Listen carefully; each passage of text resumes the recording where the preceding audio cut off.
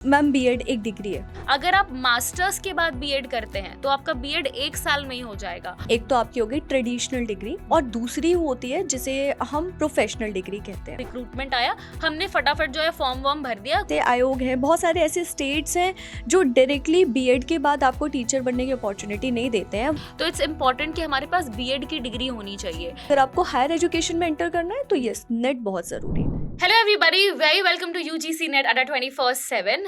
जैसा कि आपको पता है, हम टाइम टू टाइम आप लोगों के लिए बहुत ही ज़्यादा इन्फॉर्मेटिव पॉडकास्ट लेकर के आते रहते हैं।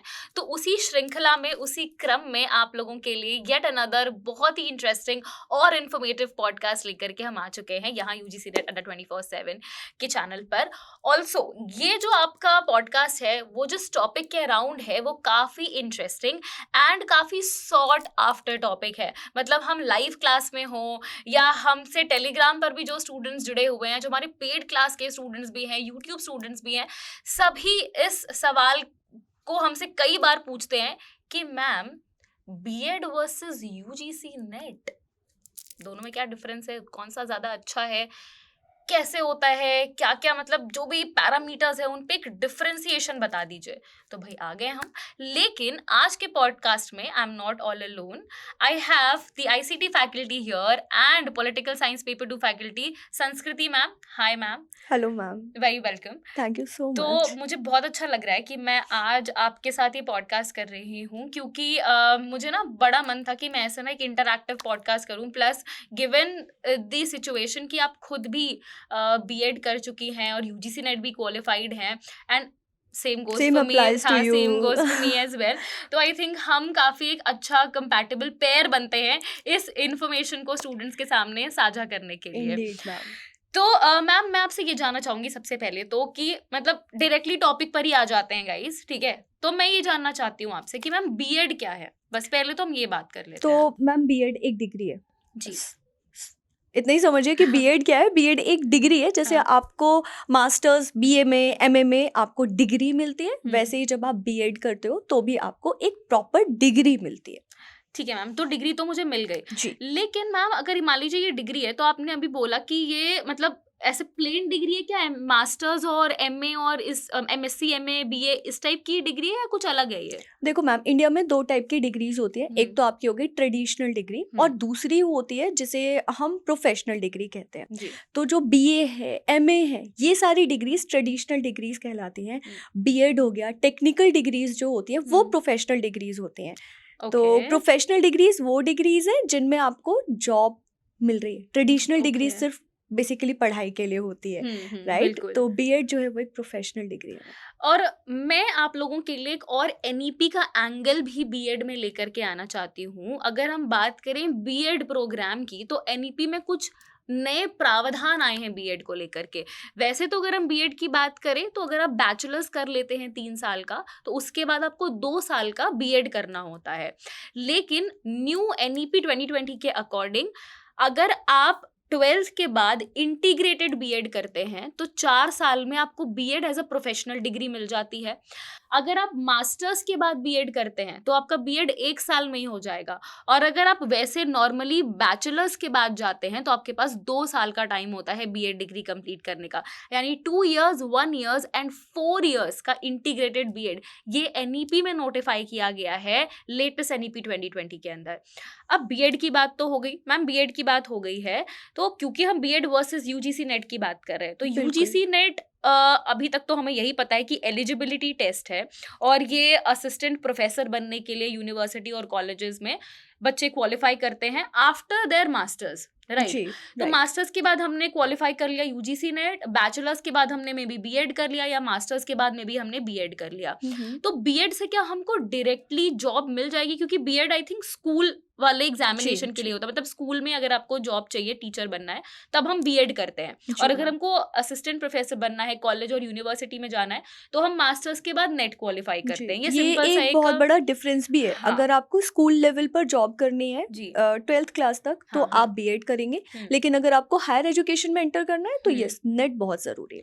नेट बहुत जरूरी है। जी। तो मैम अगर बीएड की बात करें तो क्या बीएड के बाद हमको डायरेक्टली मतलब ऐसा होगा कि हम बीएड की डिग्री मिल गई है और हम डायरेक्टली जैसे ही जॉब अपॉर्चुनिटीज आई, रिक्रूटमेंट आया, हमने फटाफट जो है फॉर्म वॉर्म भर दिया, कुछ जो जो भी प्रोसेस वोसेस हुआ इंटरव्यू वगैरह का हमने दिया और सीधे हमारी नियुक्ति हो गई टीचर के रूप में, या कुछ और भी प्रावधान है तो इसके मैम अंदर? ये तो 50-50% वाली बात होती है कि हम्म बहुत सारे ऐसे आयोग हैं जहाँ पे डायरेक्टली नियुक्ति होती है, डायरेक्टली इन द सेंस कि हम्म आपके पास डिग्री है, हम्म आपने डिग्री ली, उसके बाद से इंटरव्यू का प्रोसेस हुआ, आपने उसको क्वालिफाई किया और उसके बाद आपकी नियुक्ति हो जा रही है। जी लेकिन बहुत सारे ऐसे आयोग हैं, बहुत सारे ऐसे स्टेट्स हैं जो डायरेक्टली बीएड के बाद आपको टीचर बनने की अपॉर्चुनिटी नहीं देते हैं, वो हम्म मांगते हैं सीटेट, हम्म जो कि स्कूल लेवल पर जो टीचिंग जॉब्स हैं उसमें एंटर करने के लिए एक एलिजिबिलिटी टेस्ट है। तो जैसे हमें हायर एजुकेशन में एंटर करना है तो वी रिक्वायर नेट, और अगर आपको स्कूल लेवल पे करना है तो you require to qualify CTET.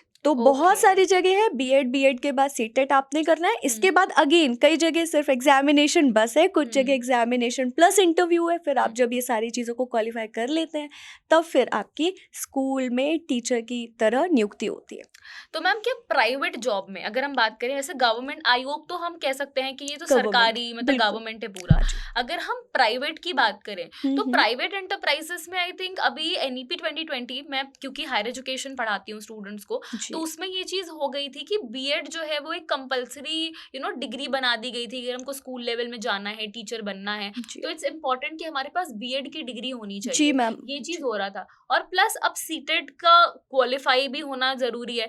तो मान लीजिए हमने बीएड कर लिया, सीटेट कर लिया, तो प्राइवेट एंटरप्राइजेस में एंट्री इजियर है दैन गवर्नमेंट एंटरप्राइजेस इज, मतलब कि ये मुझे एक मतलब लगता भी है कि बहुत सारे स्टूडेंट्स जो हैं वो सरकारी नौकरी और सरकारी शिक्षक बनना चाहते हैं, लेकिन जो प्राइवेट एंटरप्राइजेस हैं वहां पर ऐसा कुछ आयोग वाली चीज नहीं होती है।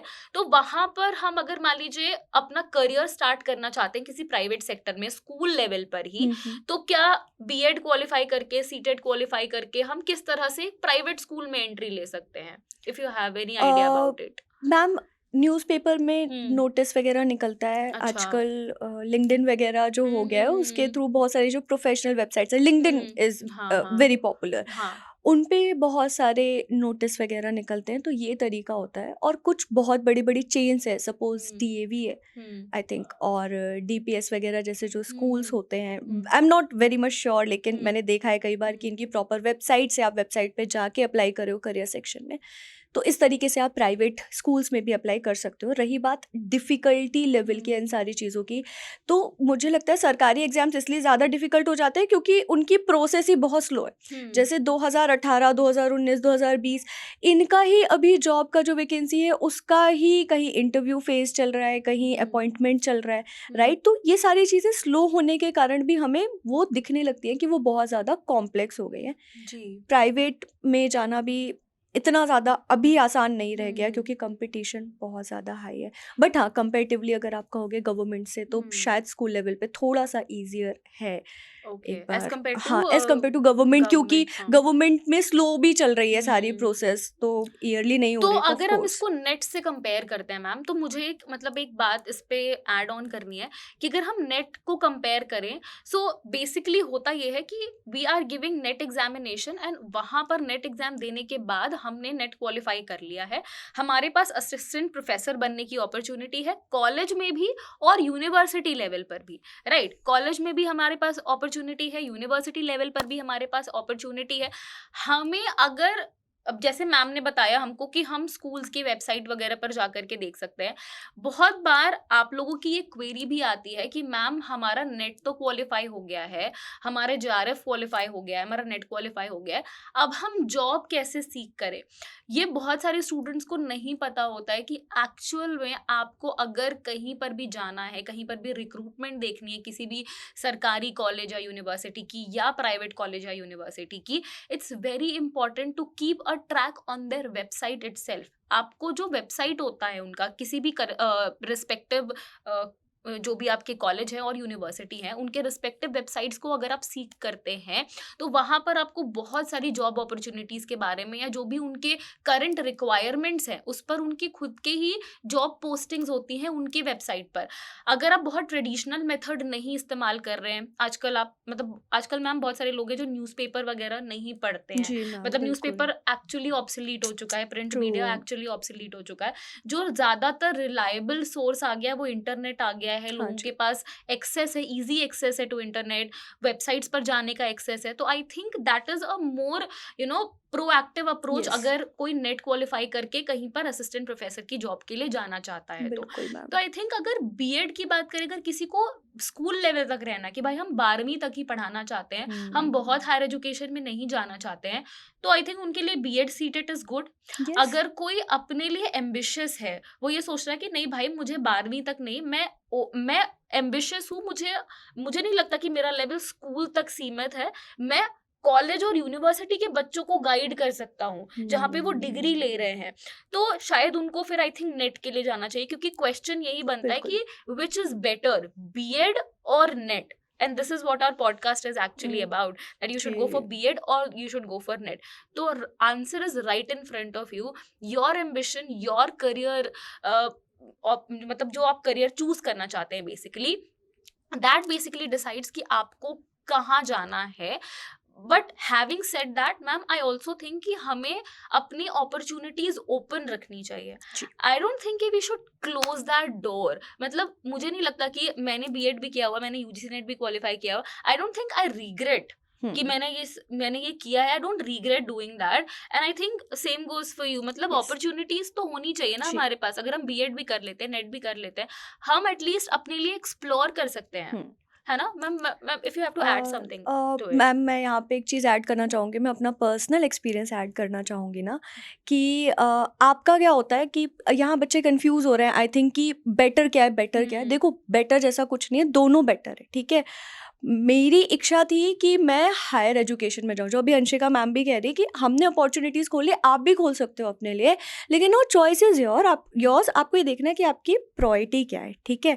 बहुत लोग होते हैं जिनका मन हायर एजुकेशन में लगता है, मेरा मन हायर एजुकेशन में लगता है, मैंने ये फील्ड चूज़ करी। मेरे पापा जी हैं, उन्होंने अपने सारे जितने भी जो प्रमोशंस होते हैं वो नहीं लिए, ठीक है, और वो अभी भी प्राइमरी स्कूल में पोस्टेड है, just because he enjoys teaching छोटे छोटे बच्चों को, क्योंकि उनका वो विजन है कि मैं उस लेवल पे जाके नेशन बिल्ड, जो हम कहते हैं ना बच्चों को सिखाना है। उनको लगता है कि वो छोटे बच्चे का जो माइंडसेट है उसको ग्रो करवाएं, उसको किस तरीके से बढ़िया बेहतर करें। तो कई बार होता है आप बहुत ज़्यादा ना कंफ्यूज हो जाते हो, जब ऐसा हो तो बैठ के सोचना देखना कि आपका एम क्या है, क्योंकि आप जब अपॉर्चुनिटीज़ खोलोगे तो मैम इससे कन्फ्यूजन भी आती है बहुत ज़्यादा, हाँ, सच बात है ना। हाँ। तो आपको ये भी सोचना है कि क्या करना है, आप क्या करना चाहते हो।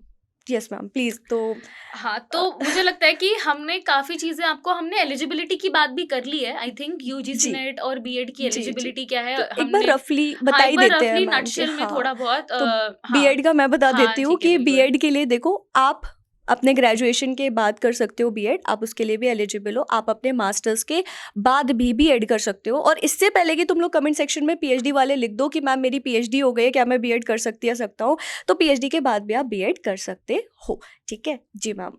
नेट की जी। नेट की अगर हम बात कर ले तो मैम एक और चीज है, नेट वर्सेस सेट। अब बहुत सारे लोगों को नेट और सेट में भी कंफ्यूजन होता है, तो अगर आपको नेट और सेट के बारे में भी थोड़ा बहुत जानना है तो we are actually running out of time थोड़ा सा, तो उसके बारे में डिस्कस हम आगे के पॉडकास्ट में कर लेंगे। अगर आपको जानना है तो कमेंट कर देना फटाफट। अगर कमेंट नहीं करोगे यार तो फिर हम लोग ऐसे पॉडकास्ट नहीं ला पाएंगे, ठीक है। तो कमेंट करना ज़रूरी है, जितने कमेंट करोगे उन टॉपिक्स पे हम पॉडकास्ट और लेकर के आएंगे।